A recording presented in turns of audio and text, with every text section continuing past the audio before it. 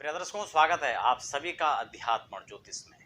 मैं हूं आप सभी के साथ देवभूमि ऋषिकेश उत्तराखंड से आचार्य आशीष। नीचे कमेंट बॉक्स में आप अपने शहर या अपना नाम भी लिख सकते हैं, हमारे साथ सम्मिलित होते हैं। दर्शकों, आज मैं महत्वपूर्ण चर्चा आपके साथ खर मास, साथ ही साथ मैं चातुर्मास्य को लेकर प्रयोग करूंगा। यह चर्चा बेहद खास रहने वाली, हो सकता है थोड़ा सा वीडियो लंबी हो जाए, लेकिन आपके लिए यह चर्चा बेहद खास रहेगी। और इसी वर्ष नहीं, आने वाले वर्ष या आपके जीवन काल में आपको इस बेहद खास जानकारी से आपका परिचय हो पाएगा। दर्शकों, आज यदि आप पहली बार विजिट कर रहे हैं चैनल पर, तो आप चैनल को सब्सक्राइब कर लें और बेल आइकन को आप जरूर प्रेस कर लें, ताकि आप आने वाले समय में भी हमारे साथ अध्यात्म और ज्योतिष के तमाम वीडियोस देखने के लिए हमारे साथ जुड़ सकें। दर्शकों, मैं बात करूंगा यहां पर चातुर्मास और खर मास। खासकर मैं डेट वाइज आपको 2021 और 2022 दोनों खरमास के बारे में आपको बता रहा हूं। इसमें खरमास का निर्माण कैसे होता है, किसे खरमास कहते हैं, खरमास में कौन कौन से कार्य नहीं किए जाते, कौन से कार्य करने चाहिए, इसके पीछे क्या कारण है, इन सभी चीजों पर आपके साथ चर्चा करूंगा। कुछ महत्वपूर्ण घटना के साथ में आपको यहां पर मैं इसकी प्रामाणिकता को बताऊंगा। देखिए, खरमास का सीधा सा मैं आपको सूत्र बता दूं, आपको समझने में बेहद आसानी रहेगी। जिस समय देवगुरु बृहस्पति की राशि यानी धनु और मीन यानी 9 नंबर की राशि और 12वें नंबर की राशि, इन दोनों में जब सूर्य भगवान गोचर वश पधारते हैं और उनका संचरण इन राशियों में होता है, तो सीधा सा सूत्र है कि खरमास प्रारंभ हो जाता है। स्पष्ट हो चुका होगा। और इन्हीं महीनों में हम क्या क्या कार्य नहीं करते हैं। विवाह आदि के मुहूर्त इन समय में नहीं किए जाते हैं, नहीं निकाले जाते हैं, तो विवाह नहीं होंगे। उसके बाद चूड़ाक्रम की बात की जाए, मुंडन संस्कार या यज्ञोपवीत संस्कार की बात की जाए, गृह प्रवेश की हम लोग बात करें, तो ये खर मास में हम इन मुहूर्तों को वर्जित मानते हैं। अब हम बात कर लेते हैं कि ये राशि देवगुरु की राशि में सूर्य संचरण करते हैं। अच्छा, एक चीज यहां पर और भी है, सूर्य के नजदीक या सूर्य की राशि में, सूर्य के साथ या सूर्य के आसपास कोई भी ग्रह आता है तो वो अस्त हो जाता है। अगर हम बात यहां पर दो ग्रहों को छोड़ दें, उनका थोड़ा अलग विषय है, चंद्रमा और बुध। क्योंकि बुध के साथ आते हैं तो बुध योग बुधादित्य योग का निर्माण जो है यहाँ पर होता है। अच्छा, राजयोगों को लेकर मैं विस्तार से चर्चा कर चुका हूँ। बहुत से योग बनते हैं, कैसे बनते हैं, आप डिस्क्रिप्शन में लिंक है, उनके माध्यम से आप उस जानकारी को भी हासिल कर सकते हैं। तो दर्शकों, यहाँ पर मीन राशि और धनु राशि सूर्य कब कब पधार रहे हैं, खर मास का क्या स्थिति, 2020 और 2021 और 2022। अगर हम बात करें यहाँ पर सूर्य मीन राशि में कब पधारे थे, अगर हम अभी 21 के स्टार्टिंग में यहां पर बात करें तो मीन राशि में 14 मार्च 2021 को आगमन हुआ था। लेकिन क्योंकि मार्च का महीना निकल चुका है, हमें उससे कोई मतलब भी नहीं है, तो उस पर चर्चा करने का कोई लाभ नहीं है। 14 मार्च 2021। अब बात करते हैं धनु राशि पर कब आगमन होगा। धनु राशि पर 14 दिसंबर 2021 खरमास का प्रारंभ, और सूर्य मीन राशि में पधारेंगे 14 दिसंबर 2021 को। और उसके बाद यह राशि परिवर्तन अग्रिम संक्रांति 15 जनवरी 2022 में आएगी। स्पष्ट हो चुका है।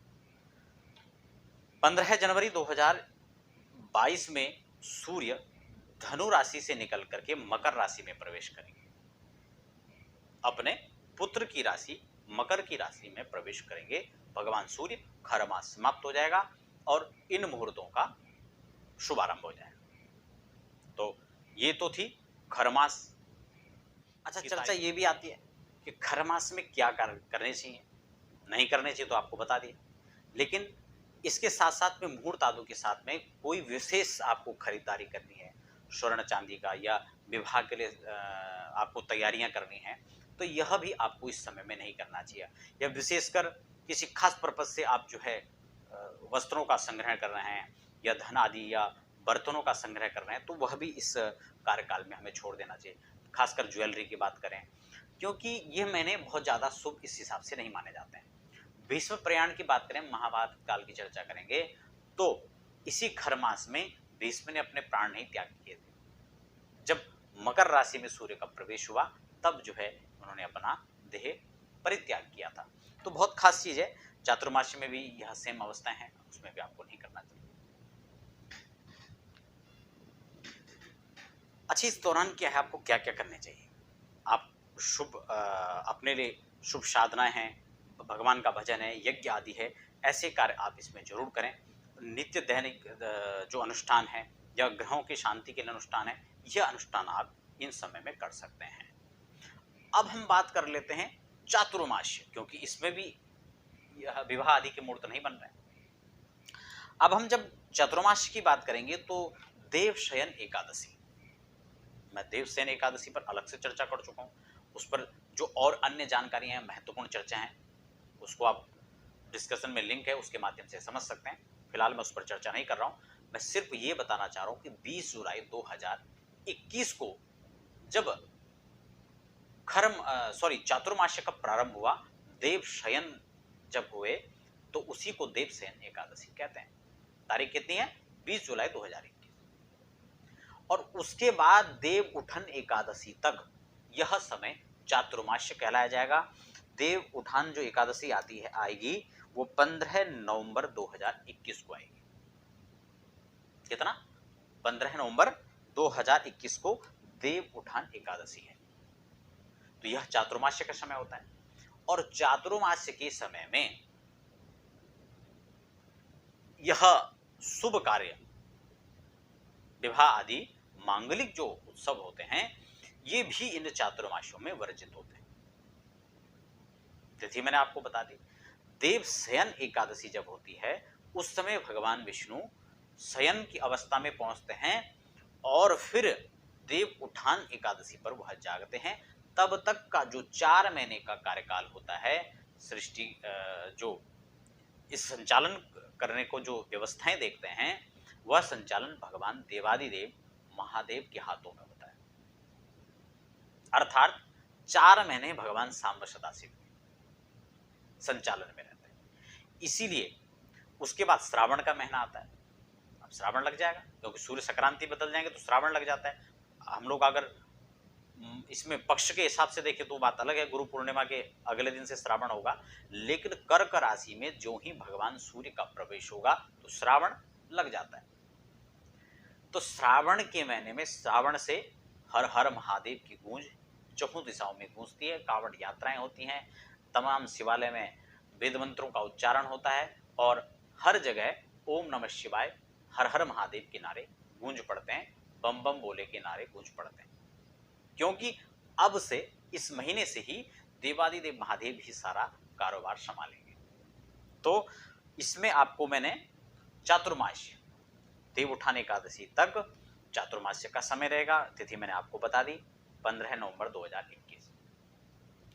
तो इसमें चातुर्मास्य में मुहूर्त नहीं है और उसके बाद खर मास में मुहूर्त नहीं है। खर मास की जो तिथियां हैं वो आपको बता दी। अब उसके बाद हम लोग 2022 में जब ये मुहूर्त हो जाएंगे तो मीनार्क फिर दोबारा जो है इसमें कब हो रहा है? 14 मार्च 2022। समझ रहे हैं? अग्रिम खरमास मीनार्क में जब प्रवेश करेंगे तो 14 मार्च 2022 में फिर सूर्यदेव मीन राशि पर पधारेंगे।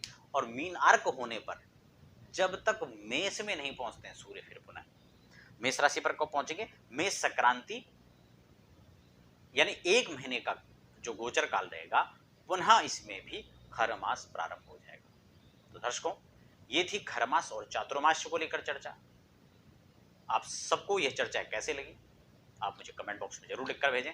साथ ही साथ अपने इष्ट मित्रों के साथ इस चर्चा को शेयर करें ताकि यह उनको भी जानकारी प्राप्त हो सके। बने रहे हमारे साथ अध्यात्म और ज्योतिष पर। हमें फिलहाल दीजिए इजाजत। धन्यवाद।